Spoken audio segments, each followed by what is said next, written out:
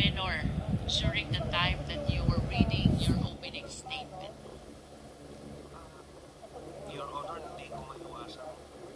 Kasi tinuring ko silang mga apitas, tapos ang taas ng tingin ko sa kanila.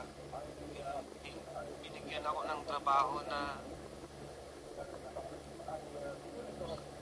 sakit sa dibdib eh. Alin po yung masakit sa dibdib, Colonel Mendoza? Binigyan po ako ng trabaho ng mga upper class ko na ikakasira ng buhay ko. And why do you believe na itong trabahong ito'y ikakasira ngayon ng buhay mo? Eh kasi po, pumatay kami ng inosente. Pumatay kayo ng inosente? And can you please state for the record, sino yung inosenteng tao na pinatay mo? Pinatay nyo? Si Sir Wesley Barayuga po. And when you used nyo, namin, kami, no? Sino ba yung mga taong tinutukoy mo? Sila Sir Leonardo na nag-utos sa amin. Aside from Colonel Leonardo? At si Mong Garma po. Colonel Garma, who else? Wala na po. Wala na po iba. Ikaw ba, Colonel Mendoza, ay may asawa? Meron po. Meron ka bang anak? Meron po isa. Ilang taon na po yung anak nyo? 14 years old po. 14 years old. Ilang taon na po ba kayong nasa serbisyo? 22 years na po. 22 years in service. And of course, it is clear to your mind already na dapat ang pulis hindi pumapatay. Tama po ba? That is the general rule. Ang pulis hindi dapat pumapatay because due process must be served. Tama? Opo, Your Honor. As a matter of fact, in our country, death sentence is even suspended. So, ibig sabihin, kahit convicted criminal, kahit punishable by death, because of the law suspending the death sentence, hindi rin tayo pwedeng pumatay, no matter how guilty the criminal is. Tama ba? Opo, Your Honor. But of course, you understand also, Colonel Mendoza, may mga circumstances kung kailan ang pagpatay ng pulis ay warranted at legal. Can you please tell us, what are these instances? During legitimate operation po, that the police officer is in danger, the life of the police officer serving the police operation is in danger. I wish to invite your attention to paragraph 7 of your affidavit. Ang sabi niyo po dito, Colonel Mendoza, napilitan kayo isagawa yung proyekto for 2 reasons. 1, opisyal na nag-uutos. Pangalawa, natatakot kayo para sa kaligtasan ninyo at ng pamilya ninyo. Do you confirm this? Opo, Your Honor. At kanina po, binanggit ninyo na ang nag-uutos ng proyektong ito ay walang iba kung hindi si Colonel Leonardo at si Colonel Garma. Do you still confirm?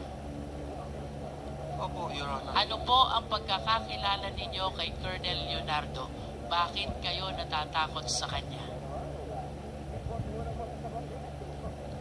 Siyempre po siya yung panahon ng former president po natin na isa sa pinakamalakas. When you say pinakamalakas, panahon ng former president, anong ibig sabihin mo, Colonel Mendoza? Nakakabulong po at nagkakatotoo. Nakakabulong, nagkakatotoo. Pwede mo ba kami kwentuhan? Ano itong pagkakataong nakabulong at nagkatotoo ang mga sinabi ni Colonel Mendoza sa former president? Ni Colonel Leonardo po. Colonel Leonardo. I cannot elaborate more, Your Honor, pero common knowledge po yan sa aming mga operatiba na pag sinabi mong Colonel Leonardo at Ma'am Rowena Garma, nasa gilid po yan ng former president. So you will agree with me if I would say si Colonel Leonardo malakas sa former president? Yes po. Kung anong sabihin ni Colonel Leonardo, papaniwalaan ng former president. Maaari po. At kung anong hilingin ni Colonel Leonardo, susundin ng former president. Maaari din po. Let's go to Colonel Garma. Naniniwala ka din na si Colonel Garma malakas sa former president? Yes po. At kung ano sasabihin ni Colonel Garma, paniniwalaan ng former president? Yes, yeah. At kung anong hihilingin ni Colonel Garma sa former president, susundin din ng former president. Tama ba? Maaari din po. That's Yes, how po. you understand the influence of these people to the former president. Kaya, takot ka na suwayin si Colonel Leonardo at si Colonel Garma. Tama ba? Yes, Your Honor. At dahil sa lakas ng impluensya nila sa presidente, pwedeng mawala ka sa serbisyo. Tama? Yes, Your Honor. Pwede ka ring mamatay. Tama? Lalo. Ha? Yes, Your Honor. Pwede ka ring makulong. Tama? Opo. Puntahan natin yung pangalawang dahilan. Bakit napilitan kang sumunod sa proyektong ito? You said, natatakot ka para sa sarili mo at sa mga pamilya mo. Ano yung mga pangyayari na naging dahilan kung bakit nagkaroon ka ng takot para sa kaligtasan mo at kaligtasan ng pamilya mo?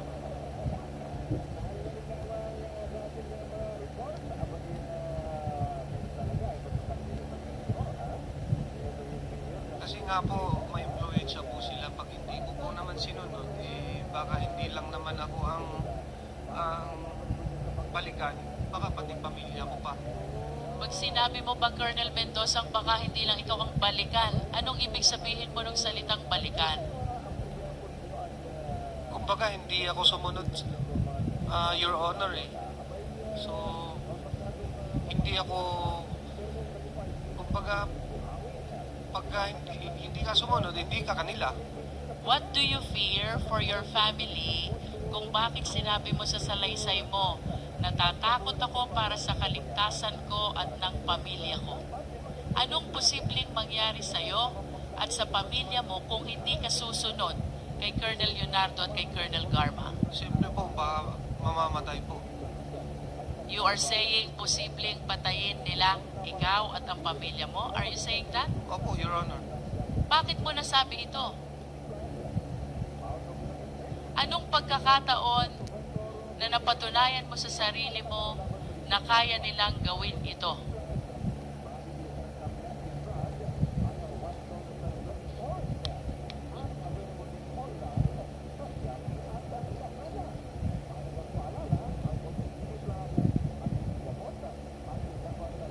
Your Honor, marami na kasing umuugong eh.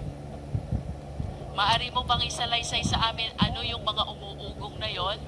Dahilan kung bakit mo inisip na baka patayin ni Colonel Leonardo at ni Colonel Garma ikaw at ang pamilya mo kung hindi ka susunod sa proyekto. Mayroon na pong mga dati pa po sa Davao Region. Pag sinabi niyong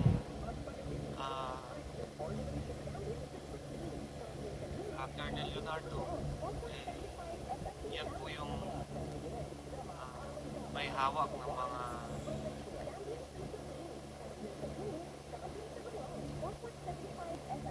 May hawak ng ano, Colonel?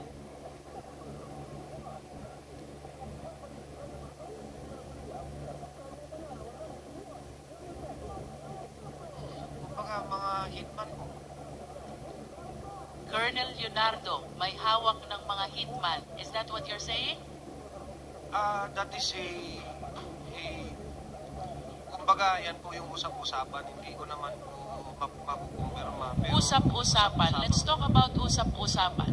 Ayon sa usap-usapan na yan, ano ang mga pangyayari na sa pagkakaalam mo at ayon sa usap-usapan ng mga kasama mo, may kinalaman si Colonel Leonardo at si Colonel Garma? Can you cite some incidents na lumutang ang pangalan nilang dalawa ayon sa usap-usapan. Without necessarily you having a personal knowledge. Ayon sa usap-usapan, anong mga pangyayari ng patayan ang may kinalaman si Colonel Garma at si Colonel Leonardo? Yung mga nasa loob ng mga Chinese na nakakulong doon, Ito ba matagal mo nang alam or is it because you're watching already the hearing of Quadcom? no? Noon pa po yan. Ibig sabihin, kahit nung wala pang Quadcom, alam mo na yung patayan sa Davao Penal Colony ay may kinalaman si Colonel Leonardo at si Colonel Garma? Pero hearsay lang po, Your Honor. Yes, yan ay ayon sa usap-usapan. At yung usap-usapan na yan, dito mo naririnig sa mga kapwa mo pulis. Tama ba? Kasi pulis ka eh. Opo, Your Honor. Kung pulis ka, ibig sabihin, yung usap-usapan na yon sa kapwa pulis mo rin naririnig. Tama? You said yes already, Colonel. Aside from this Davao Penal Colony where there are 3 Chinese drug lords who were killed, ano pa, ayon sa usap-usapan yung mga insidente, ay may kinalaman silang dalawa? Wala na po akong maalala, Your Honor. Wala ka nang maalaala. Wala na po. You remember about the allegation of Mayor Tommy Osmeña of Cebu? Ngayon na lang po ko yan nalaman kasi nanonood po ako ng congressional. So it is because of the killing incident in Davao Peloni, kaya natakot ka para sa kaligtasan mo at ng iyong mga pamilya. Tama ba yun? Opo, Your Honor. At dito rin ang dahilan kung bakit sa kabila ng alam mo na bawal ang pagpatay, no matter how guilty the person is, pumayag ka na isagawa ang nasabing proyekto. Tama ba? Opo, Your Honor. In your affidavit, specifically paragraph 5, you also mentioned na gusto mo munang beripikahin ang impormasyon tungkol sa pagkakasangkot ni Wesley Barayuga sa drug operation kaugnay ng impormasyon na ibinigay sa iyo ni Colonel Leonardo. Bakit mo hiniling kay Colonel Leonardo na beripikahin muna ang impormasyon na ito? Kasi po, government employee po yung target. Normal po yun na magkanda ka ng sarili mong investigation muna. At kapag hindi government employee ang target, wala bang verification na mangyayari? Meron naman po. Meron din po. So why do you want to make your own verification? Ikaw ba at that particular time ay nagdududa sa sinasabi ni Colonel Leonardo? Yes po. Bakit ka nagdududa? Kasi yung target, bakit nasa loob ng PCSO eh? He is not only inside the PCSO, he is the board secretary of PCSO. And during that time, may naririnig ka ba na nagagalit o kinasasangkot ang gulo ni Wesley Barayuga? Wala naman po. And what were you thinking nung sinabi sa'yo ni Colonel Leonardo, huwag nang beripikahin, bibigyan ka na lamang ng profile ni Colonel Garma? Yun nga po, nag-aalinlangan. Kaya lang, wala tayong magawa eh. Wala po akong condition din. Kahit nag-aalinlangan ka, kung totoong sangkot sa droga si Wesley Barayuga, itinuloy mo dahil natatakot ka sa opisyal mo. Tama? At natatakot ka para sa kaligtasan mo at ng pamilya mo. Tama? Opo, Your Honor. At kaya ka natatakot sa mga opisyal mo ay dahil malalakas sila at maimpluwensya sa dating Pangulo. Tama? Opo. After some time, kinontak mo na itong si Nelson Mariano. At si Nelson Mariano ang humanap ng hitman. Do you confirm this? Opo, Your Honor. And after some time also, tinawagan ka ni Tox na di umano tao tao ni Colonel Garma. Tama ba? Opo, Your Honor. At pagkatapos nitong pag-uusap ninyo ni Nelson Mariano, isinagawa na ng nasabing hitman ang naturang proyekto. Tama? Opo, Your Honor. At itong proyektong ito ay ang proyektong pagpatay kay Wesley Barayuga. Tama ba? Opo. And you also confirm that after this incident ay nakipagkita si Nelson Mariano kay Tox kaugnay ng 300,000 na ipinagkaloob sa inyo. Opo. Can you please state for the record again, paano hinati yung 300,000?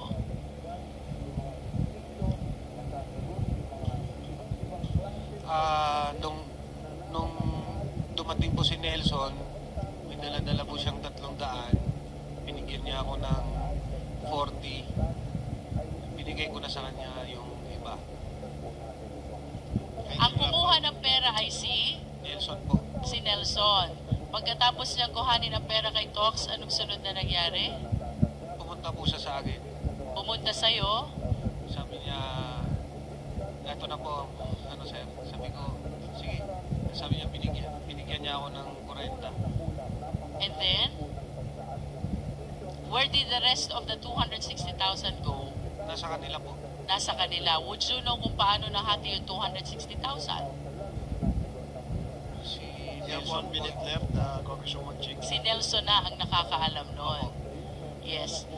Colonel Mendoza, I want to remind you, you have a career in the PNP. Tama? Yes, Your At Honor. kagaya na sinabi mo, ikaw ay 20 taon na o 22 taon na nasa serbisyo.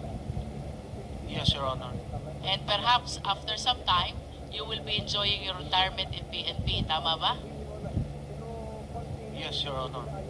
I am just curious. Sa kabila ng panganib na iyong isinalaysay sa iyong opening statement, bakit ka lumutang at bakit mo isinasalaysay itong insidenteng ito laban kay Colonel Leonardo at kay Colonel Garma?